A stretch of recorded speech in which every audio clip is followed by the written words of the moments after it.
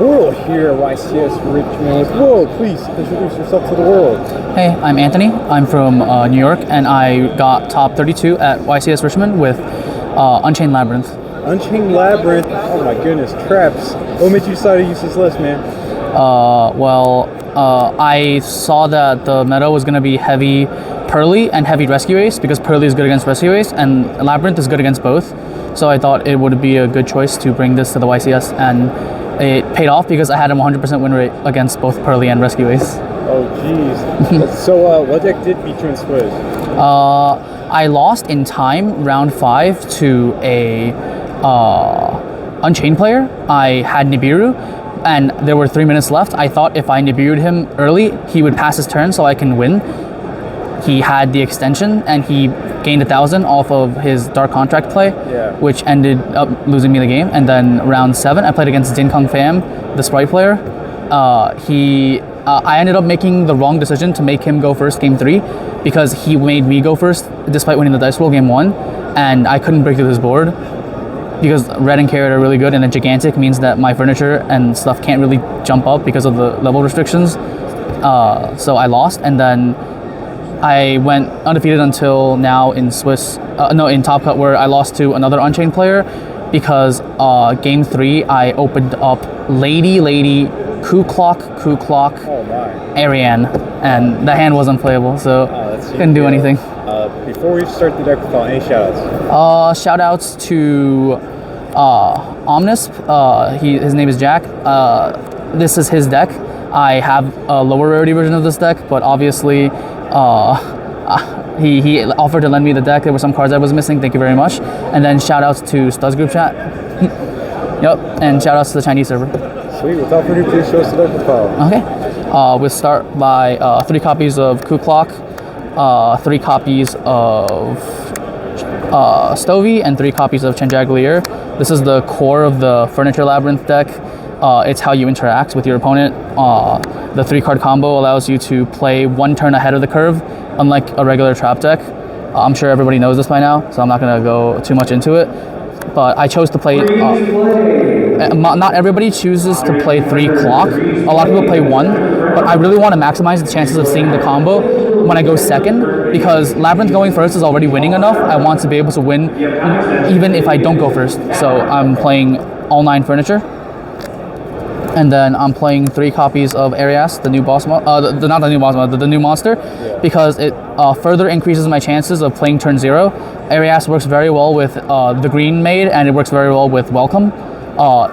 If you play enough of the acceleration package, I ended up basically like 4 to 5 card comboing my opponent like almost every time turn 0, like game 1 or game 3, if I went second, and like running like all of this is the reason why. And then after that, the standard 3 green's really good. She's how you start your plays a lot of the time. And in addition to the 3 green, I run the 1 pink.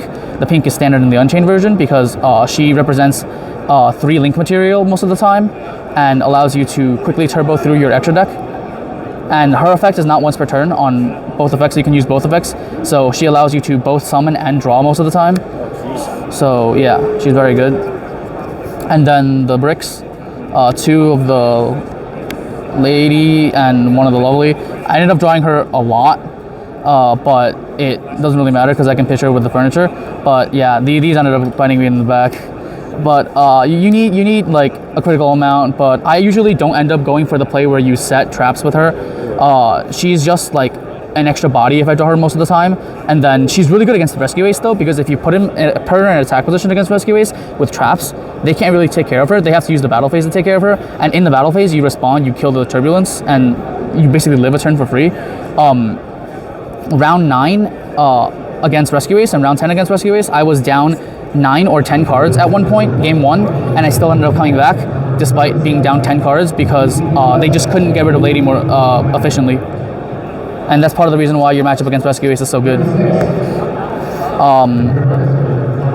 The 1 engine requirement, he's not really a brick. He's an extender if you draw him. You can, like, a lot of the times, you get free welcomes during the end phase. The welcomes don't really do much.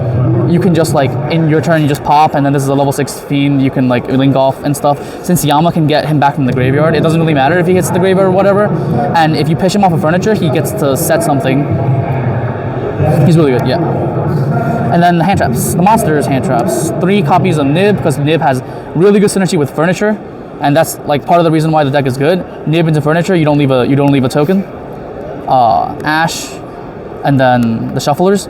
Shufflers are very good against Unchained. Shuffle back the Yama, shuffle back the Sarama target. It's very good against Pearly, when you can shuffle back all their spells. So even if you like, a lot of the times if you leave them with just Sleepy, even if you pop the Noir, it doesn't do anything. And with Pearly, you can chain block them a million times with your furniture, so they usually don't get to set their trap.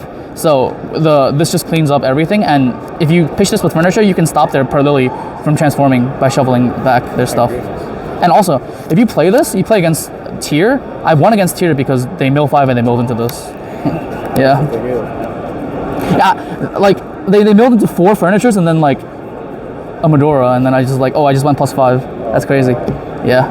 And then the only spell I play is 3 pots. Nice. A lot of people might like say that like, oh, why are you playing this with Unchained? Because you run multiples of all the monsters that you really need, and there are alternatives if you banish all of them. So you run that. And then for the traps, 3 big, 3 small. You side down to 2. I was convinced to run the 3rd one in the end because it helps you, like the math percentages for Arias to reliably play turn 0 is if you draw this or if you draw the other one. So I ended up playing 3. And then 3 imperms, more hand traps. I wanted at least like 3, 6, 9, like 9 hand traps in 42 plus whatever I can do turn 0 usually means that I can like do 2 to 3 interruptions turn 0 with follow-up, so it's a good enough number pre-side. Post-side I side into more. And then the best card to set off of Lady if they give you an option, usually you set this when your opponent activates Contain or Extinguish, or if your opponent activates Chamber or Escape, because I don't usually go for the combo to set this unless I really have to, like against Dragon Link or whatever. And then the engine requirement. This is the real engine requirement. You never want to draw this. Shavara is okay to draw. This is never okay to draw. I drew this a bunch of times. I ended up just pitching it off furniture, resetting it off lovely. But like, yeah, you have to play it for the power in your extra deck. Nice. What's the main account? 42. 42? I respect. Extra deck.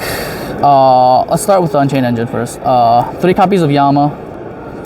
He's insane. He's generic. A lot of games are won off him because in a regular Labyrinth deck, the instant you run out of your big welcomes, your deck just becomes trash. Or if they ban like Fenrir banish your lovely face down, you can't do anything. Like, but if you run this engine, your deck doesn't run out of gas until all 3 Yamas and all 11 of your Unchained gods are gone, which is like infinite amount of turns. This gives you so many interruptions. And then 2 copies of the blue dog to fuse on to link on your opponent's turn, 2 copies of the red dog to link on your turn, and then 2 copies of the big dog. You play multiples because you don't really want to banish them off Extravagance. I've won a lot of games where I banished like 2 of these or 2 of these off Extravagance. You just end up going for a different play. Yeah. It's fine.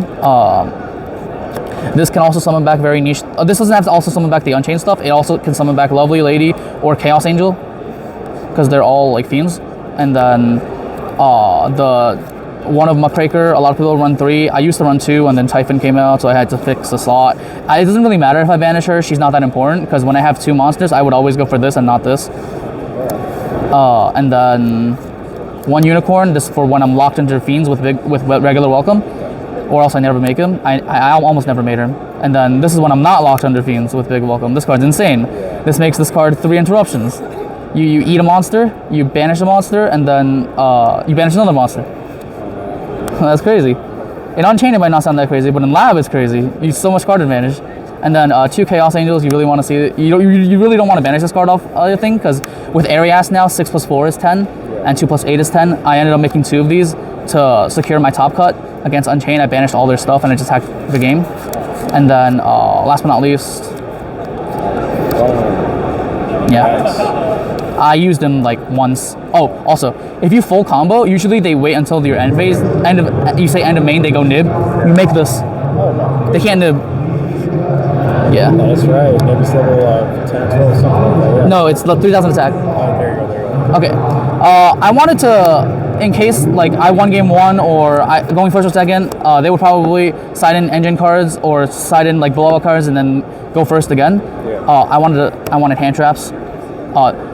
This is because I ended up in testing having a very bad matchup against an Vanquish Soul. Because once they start, they never stop, and if they go Stake Your Soul, Reveal Ash, the game's fucking over. So you need this. This is very good, and it's also very good against Unchained. This helps me win a lot of Unchained matchups. You summon it, you bounce it back with Big Golem, you summon it again.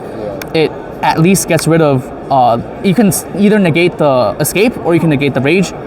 Even though they get to trigger stuff, it's still fine. But if you side this in, you're gonna have to side this out because you never want to draw this with this. So I was like, oh, I need hand traps to replace this. So I have to side in this instead.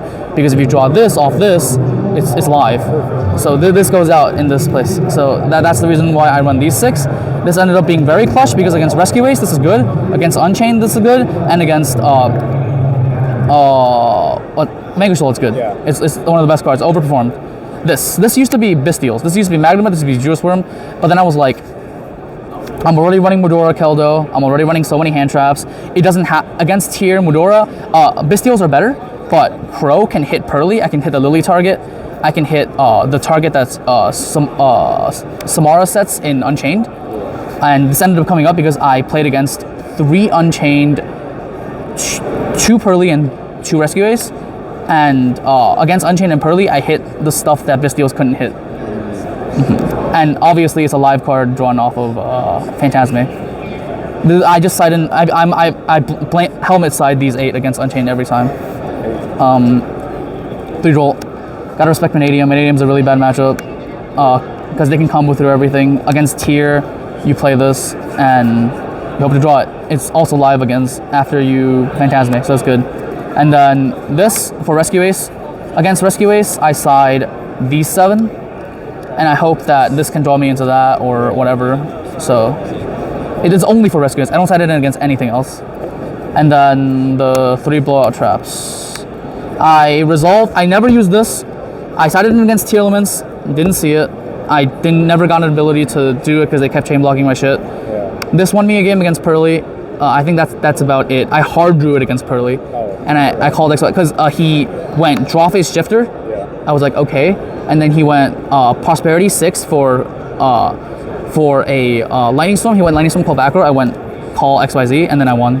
Because the shifter's over turn 3. I just full comboed him. Yeah. And then this, I ended up using it less than I thought. I used it once against Unchained, round 11. It ended up telling me his hand, so it was good, but he bricked, so I would have won that game regardless. Oh, man. Well, hey, good thing, man. You top 32, you know, success. Thank you very much. Any final thoughts, man? Final thoughts is, I've seen a lot of players that play Labyrinth, they play the heavy trap version. Yeah. I think that version is good, but it's not good enough because the format is speeding up. Yeah. And if you don't like go for like turn 0 plays a lot of the time, like you just get outvalued really quickly because you're just inherently 1 turn slower, and that's just unacceptable a lot of the time. So I think this build is like correct for at least right now. It may be in a slower format, we'll move back to more traps, but I honestly enjoy this build. I think it's very good. And then shout out to Jack. He actually was the one that like helped me with the build. He kept on convincing me that 3 Arios is correct, how maximizing your engine is correct, how your engine is stronger than non-engine, how you're not supposed to run so many traps because traps are just really bad. They are really bad. Yeah. So yeah, thank you very much. Well, hey man, congrats again on top 32. And that's going to be Borderline.